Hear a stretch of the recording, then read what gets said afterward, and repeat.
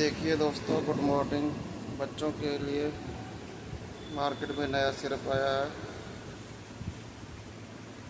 बच्चों को कोल्ड के लिए, कोल्ड को खांसी हो, उसमें यूज़ किया जाने वाला सिरप है।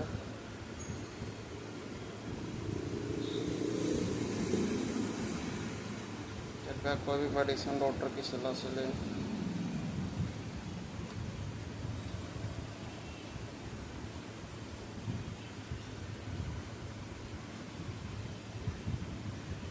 इसका रिजल्ट बहुत ही अच्छा है।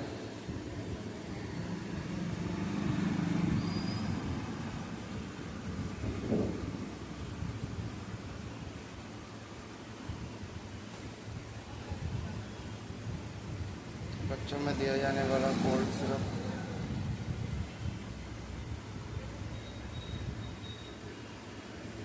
कृपया चैनल को लाइक और सब्सक्राइब जरूर करें।